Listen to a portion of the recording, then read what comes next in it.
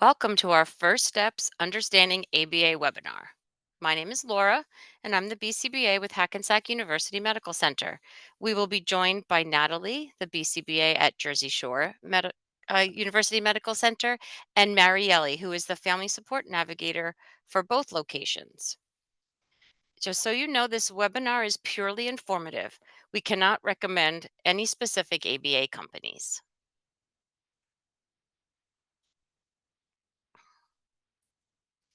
During this webinar, we will be reviewing autism characteristics and some related behaviors. You will obtain a better understanding of applied behavior analysis and learn how ABA therapy can improve overall quality of life. We will prepare you for the process of obtaining ABA services and explain the responsibilities of all the members of the ABA team. There will be time at the end of our presentation for questions. Since this is a new autism diagnosis for you and your family, I'm going to spend a few minutes discussing traits that can potentially go along with that. Autism is a neurodevelopmental disorder.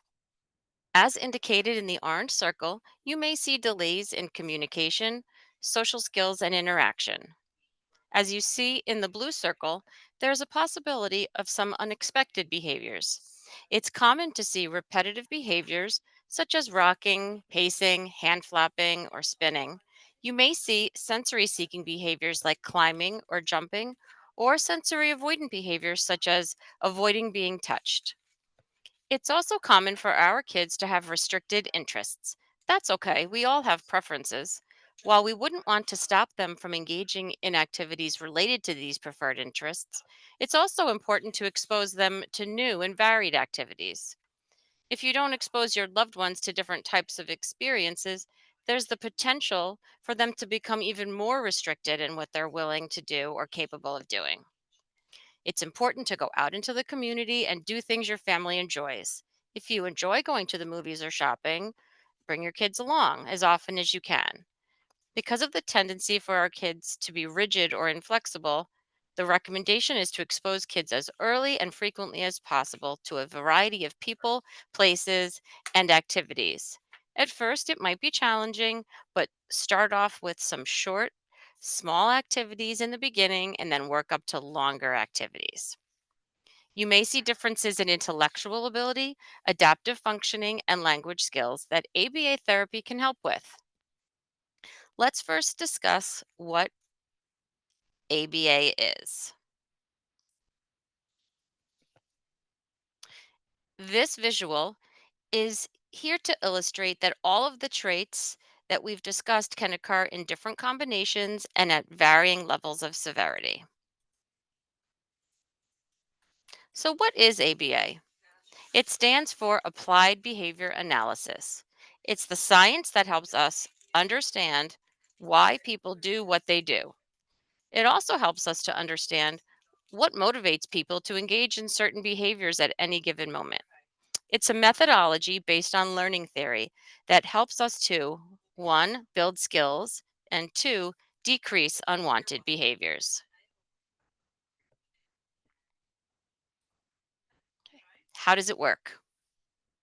ABA therapy is based heavily on research, data, and assessments. Data is collected before your child even starts therapy. This enables the team to determine what goals to work on. Once ABA therapy begins, you will see your team members collecting data throughout the sessions. Data is collected on an ongoing basis so that it can be analyzed to see if the unwanted behaviors are decreasing and skills are showing improvement. ABA therapy is used in all environments. When the principles of ABA are infused into everyday life, you will see the most improvement.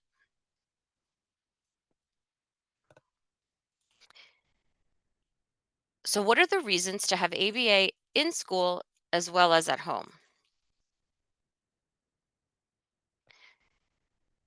Even if your child begins an ABA based school program, you will still want to consider private ABA therapy during or after school hours. I'm sorry, during after school hours and on the weekends. So, why is that?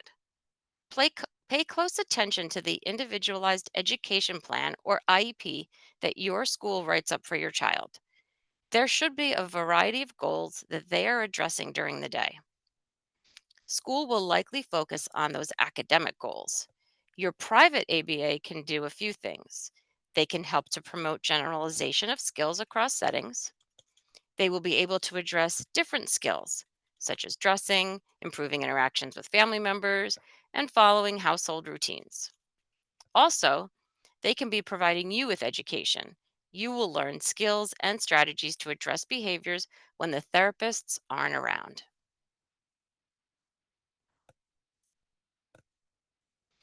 There are many different teaching strategies that fall under the umbrella of ABA therapy. Discrete trial training is a teaching method that is commonly used.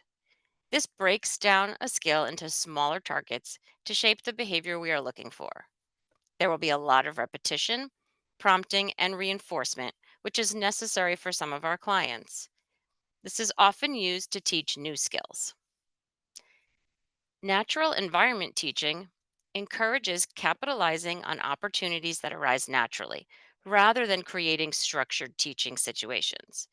This teaching method looks a lot like a play session, though goals are being addressed and data is being collected. Pivotal response training is a play based approach that aims to improve social, communication, and play skills. Your BCBA may discuss this with you during parent training and teach you how to use this type of teaching style in your routines. Visual supports may be in the form of a picture schedule or a first then board. These are used so our clients can see what events might be coming next or what's expected of them. Positive reinforcement is used a lot throughout our sessions to shape the behaviors that we want to see. Positive reinforcement is sometimes an item like a toy or a food item. It could also be social praise or a break from social interactions. It really depends on what the individual learner likes. And that is something you'll discuss with your BCBA.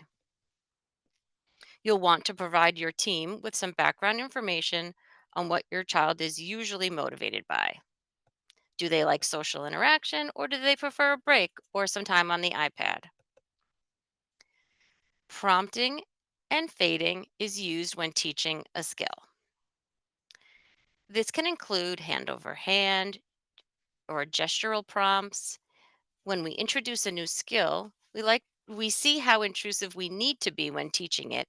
Then as the learner is progressing, we will fade ourselves out. For example, we may start with hand over hand prompting and then fade ourselves back so that we provide prompts at the elbows or eventually moving away so they're completely independent.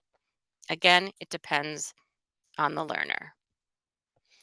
Functional communication training is used to teach our learners how to communicate more effectively. This can decrease the amount of challenging behaviors a learner is having because they're able to express themselves better and have their needs met. Social skills training is where we work on various social skills, such as communicating our wants, improving our conversational skills, understanding nonverbal communication, and playing with peers. Task analysis can also be referred to as a chain program, where a large skill is broken down into various steps, and we often use it for skills such as learning how to brush teeth and washing hands.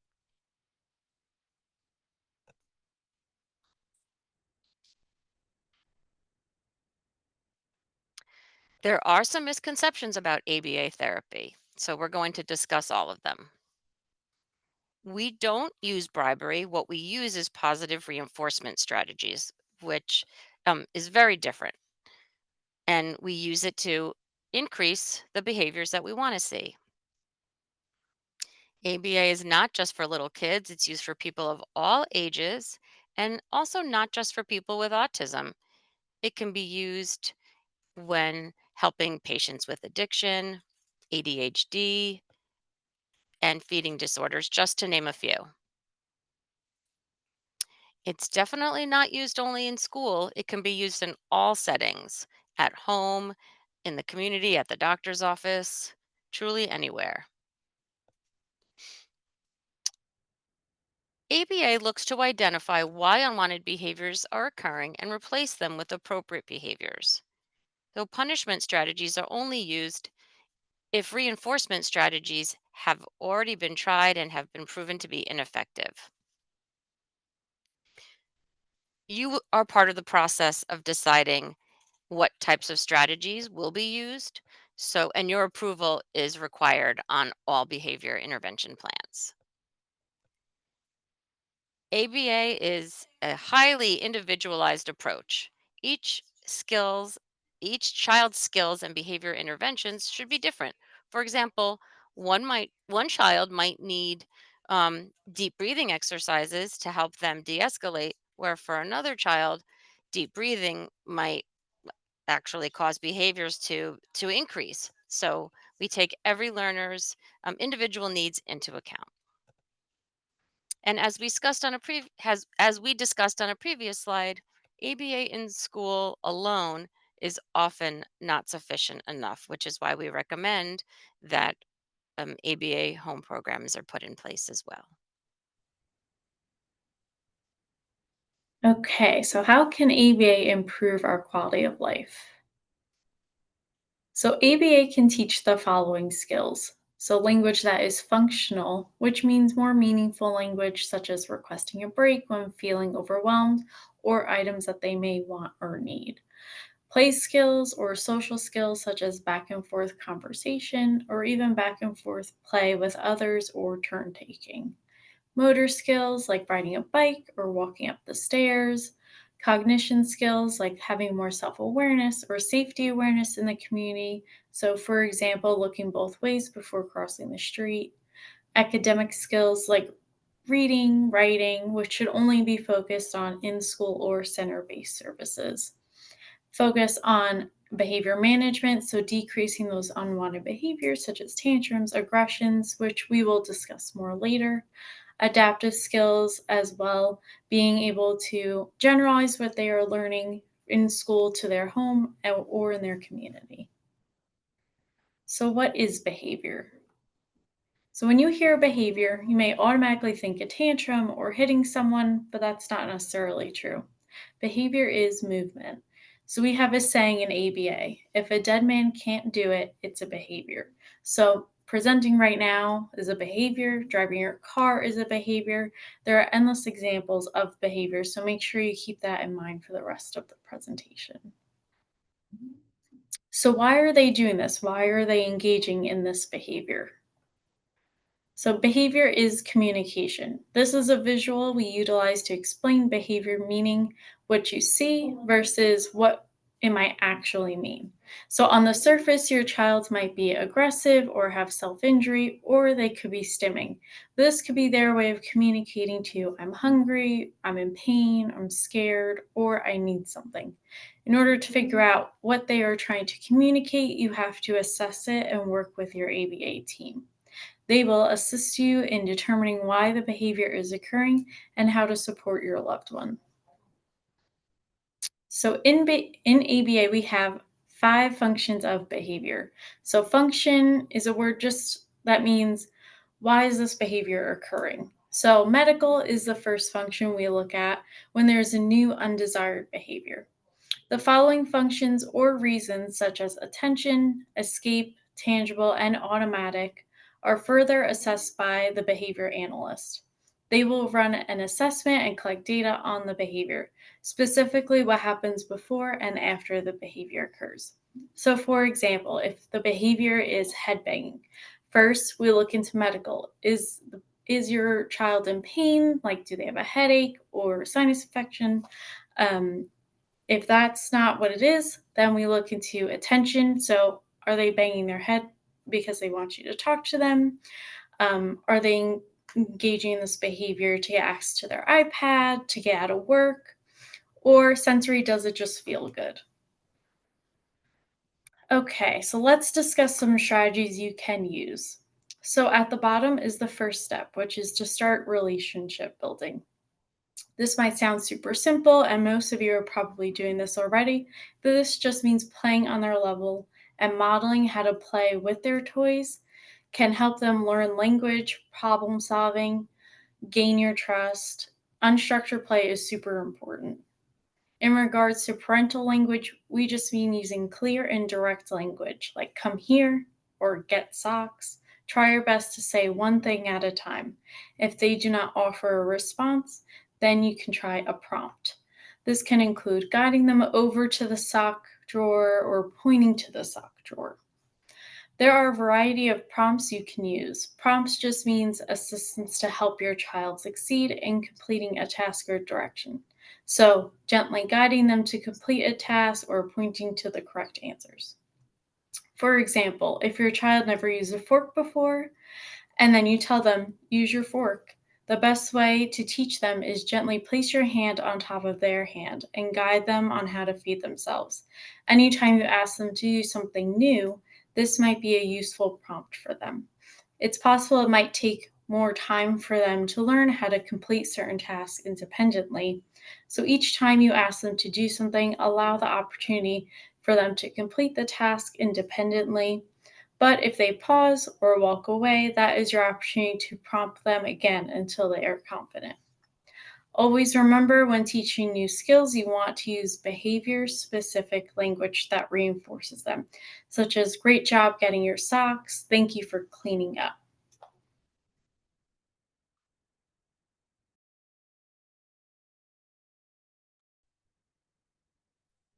How do I get ABA therapy? The first thing you want to do is sign up for ABA with an ABA provider. You can do this by checking the back of your insurance card and contacting member services to receive a list of ABA providers that are covered through your insurance carrier. The next step would be providing diagnostic report and insurance, as well as ABA referral to the ABA provider. A BCBA will then be assigned to do an initial assessment with your child. The BCBA will then create program goals and review the program goals with you prior to submitting that report to insurance for approval in order to begin services. How can I avoid delays in ABA services?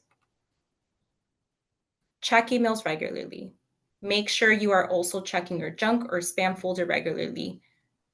Stay up to date on waitlists. Some agencies require you to periodically submit your intake form to remain on their waiting lists. Complete signatures and forms on time. Many ABA agencies submit instructional plans to parents for signature prior to submitting to insurance for approval. Make sure you're checking in with ABA providers for status updates. What should I expect? Once ABA has been approved by your insurance company, an RBT, which stands for Registered Behavior Technician, or BT, Behavioral Therapist, will be assigned to work with your child. The behavioral therapist will implement the instructional plan that the BCBA has created and has reviewed with the parent. Some of the goals that your child may work on may be life skills, ADLs, which stands for activities for daily living, social skills, or pre-academic skills. It is important to note that it may take time to see progress. I have worked with families who have shared both negative and positive experiences. Like any service, the right providers truly make a difference in your child's success. It's okay to change providers until you find the right fit for you and your family. ABA services will consist of parent sessions that may occur weekly with parents and the BCBA. During this time, you will review data and discuss progress or regression, as well as receive guidance on how to manage behaviors. You can also utilize this time to discuss any parental or staff concerns you may have.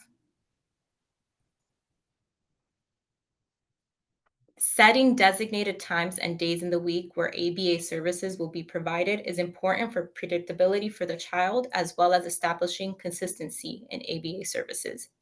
If at any time you have to cancel a session, I recommend rescheduling the session right then and there if possible. Pairing. So pairing is an important part in ABA. It may look like the child and behavioral therapist are simply playing. It allows the behavioral therapist to build trust and rapport with the child and ease them into the transition of initiating programs and services for the child.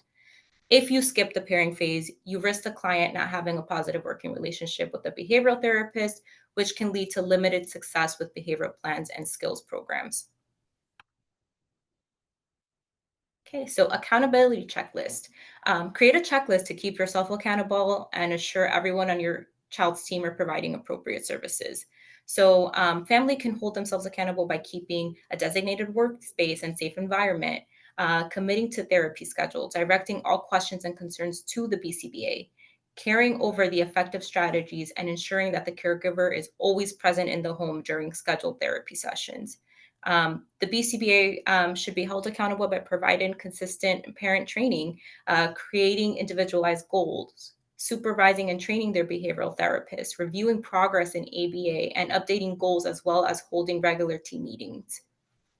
The behavioral therapist should be held accountable by providing direct instruction to the patient, as well as maintaining a reliable and consistent attendance record. We are now going to open it up for questions at this point in time.